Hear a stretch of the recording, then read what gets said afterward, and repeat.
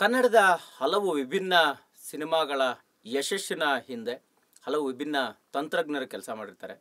ಅದೇ ರೀತಿಯಾಗಿ ಬರೋಬ್ಬರಿ 15 ವರ್ಷಗಳ ಕಾಲ ಚಿತ್ರೋದ್ಯಮದಲ್ಲಿ ಸಂಗೀತ ನಿರ್ದೇಶಕರಾಗಿ ಕೆಲಸ ಮಾಡಿದಂತಹ ವೀರ್ ಸಮರ್ಥ್ ಅವರು ವಿಶೇಷವಾಗಿ ಇವತ್ತು ನಮ್ಮ ಜೊತೆ ಮಾತುಕತೆ ಮಾಡ್ತಾ ಇದ್ದಾರೆ. ಸೊ ಸಾಕಷ್ಟು ಸಿನಿಮಾಗಳನ್ನು ಮಾಡಿದರೂ ಕೂಡ ಒಂದಷ್ಟು ಅಂದ್ಕೊಂಡ ರೀತಿಯಲ್ಲಿ ಸಕ್ಸಸ್ಸನ್ನು ಕಾಣದಿದ್ರೂ ಕೂಡ ಬಟ್ ಅವರ ಮ್ಯೂಸಿಕ್ನ ಶೈಲಿ ಮಾತ್ರ ಒಂದು ವಿಶೇಷವಾಗಿರ್ತಕ್ಕಂಥದ್ದು, ವಿಭಿನ್ನವಾಗಿ ಎಲ್ಲರನ್ನೂ ಕೂಡ ಗಮನ ಸೆಳೀತಾ ಇರ್ತಕ್ಕಂಥದ್ದು. ಸೊ ಈಗ ಅದಕ್ಕೆ ಸಾಕ್ಷಿ ಅನ್ನುವಂತೆ ಒಂದು ಸರಳ ಪ್ರೇಮ ಕಥೆ. ಸೊ ಇದೆಲ್ಲದರ ಬಗ್ಗೆ ಮಾತಾಡೋಣ, ಅವ್ರ ಜರ್ನಿ ಬಗ್ಗೆ ಮಾತಾಡೋಣ, ಅವ್ರ ಆರಂಭದಲ್ಲಿ ಹೇಗೆ ಅವರ ಪ್ಲ್ಯಾನ್ಗಳಿತ್ತು ಅನ್ನೋದ್ರ ಬಗ್ಗೆ ಮಾತಾಡೋಣ. ಸರ್, ನೀವು ಸಾಕಷ್ಟು ಸಂದರ್ಭದಲ್ಲಿ ಹೇಳ್ಕೊಂಡಿರ್ತೀರಿ ಅಂದರೆ ತುಂಬ ದೊಡ್ಡ ಜರ್ನಿ, ಬಟ್ ಎಲ್ಲೋ ಒಂದು ಕಡೆ ಈ ಸಕ್ಸಸ್ ಮತ್ತು ಫೇಲ್ಯೂರ್ ಅವೆಲ್ಲವನ್ನು ಹೆಂಗೆ ಸರಿದೂಗಿಸ್ಕೊಂಡು ಬಂದ್ರಿ ಇಷ್ಟು ವರ್ಷದ ಜರ್ನಿಲಿ ಅನ್ನೋದು? ಎಲ್ರಿಗೂ ವೀಕ್ಷಕರು, TV9 ವೀಕ್ಷಕರಿಗೆ ನಮಸ್ಕಾರ. ನಂದು ಆಲ್ಮೋಸ್ಟ್ 40-42 ಸಿನಿಮಾಗಳಾಗಿದೆ ಇವಾಗ ಇಲ್ಲಿವರೆಗೆ. ಸಿನಿಮಾಗಳು ದೊಡ್ಡ ಸಕ್ಸಸ್ ಕಾಣ್ತಿದ್ರು. ಈಗ ಮಂಜುಳಾ ಮಣ್ಣಿನ ಆಭರಣ ತಯಾರಿಸಿ ತಿಂಗಳಿಗೆ 80,000 ಗಳಿಸ್ತಿದ್ದಾರೆ. ನೀವು ಕೂಡ ಅವರಿಂದ ಕಲಿಬೇಕಾ? ಅವ್ರ ಜೊತೆ ವಿಡಿಯೋ ಕಾಲ್ನಲ್ಲಿ ಮಾತಾಡಬೇಕಾ? ಈಗಲೇ ಫ್ರೀಡಮ್ ಆ್ಯಪ್ ಡೌನ್ಲೋಡ್ ಮಾಡಿ. ಒಂದು ಸರಳ ಪ್ರೇಮ ಕಥೆ ಒಂದು ಫಸ್ಟ್ ನಂದು ಹಿಟ್ ಸಿನಿಮಾ ಅನ್ಬೋದು. ಇಲ್ಲಿವರೆಗೆ ನಾನು ಸಿನಿಮಾಗಳ ದೊಡ್ಡ ಯಶಸ್ಸು ಕಾಣದೇ ಇದ್ರು ನಂದು ಹಾಡುಗಳು ದೊಡ್ಡ ಯಶಸ್ಸು ಕಂಡಿದ್ವು.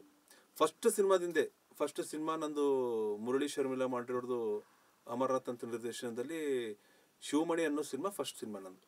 ಆ ಸಿನಿಮಾದೇ ಮೊದಲ ಮಾತು ಚಂದ ಹಾಡು ಅವತ್ತಿನ ಟೈಮ್ ದೊಡ್ಡ ಹಿಟ್ ಸಾಂಗ್ಸ್. ಹಾಗಾಗಿ ಸರಿದೂಗಿಸೋಕ್ಕೆ ಇವತ್ತು 15 ವರ್ಷ ನಾನು ಜರ್ನಿ ಮಾಡೋಕ್ಕೆ ಕಾರಣ ಅಂದರೆ ನನ್ನ ಸಾಂಗ್ಸ್ಗಳು ಹಿಟ್ ಆಗಿದ್ದ ಹಾಡುಗಳೇ ಕಾರಣ ಅದಕ್ಕೆ. ಸರ್, ಈಗ ಸಹಜವಾಗಿ ನಿಮ್ಮ ಆರಂಭದ ದಿನಗಳಲ್ಲಿ ನಾವು ಕೇಳಿದಂಥ ಮಾಹಿತಿ ಪ್ರಕಾರ ಅಂದರೆ ಮುಂಬೈಗೆ ಹೋಗಿರ್ತೀರಿ. ಸೊ ಅಲ್ಲಿ ಒಂದು ದೊಡ್ಡ ಜರ್ನಿ ಶುರು ಮಾಡಿರ್ತೀರಿ.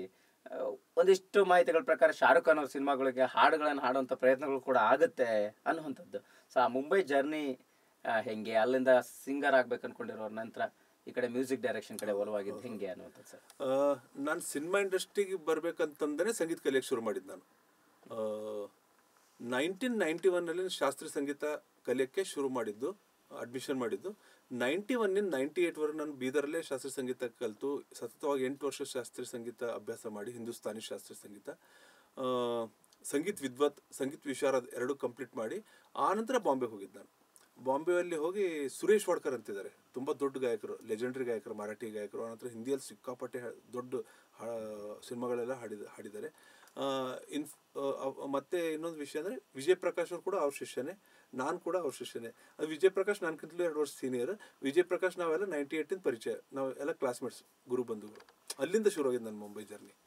ಸರ್, ಅದೇ ಅಂದರೆ ಈಗ ಅಲ್ಲಿ ಮುಂಬೈಯಲ್ಲಿ ಶಾರುಖ್ ಖಾನ್ ಅವ್ರ ಸಿನಿಮಾಗಳಿಗೆ ಹಾಡುವಂಥ ಪ್ರಯತ್ನಗಳು ಕೂಡ ಆಗುತ್ತೆ ಅಂತ ಒಂದಿಷ್ಟು ಮಾಹಿತಿ. ಸೊ ಆ ಜರ್ನಿ ಹೇಳುವಂಥದ್ದಾದರೆ ಅದು ಯಾವ ಸಂದರ್ಭಕ್ಕಾಗಿತ್ತು, ಹೇಗಿತ್ತು, ಏನು ಅನ್ನುವಂಥದ್ದು ಸರ್? ಈ ಶಾರುಖ್ ಖಾನ್ ಸಿನಿಮಾ ಅಂತಂದರೆ ಒಬ್ಬರು ಸಂದೇಶ್ ಶಾಂಡಿಲ್ ಅಂತ ತುಂಬ ದೊಡ್ಡ ಸಂಗೀತ ನಿರ್ದೇಶಕರಿದ್ದಾರೆ.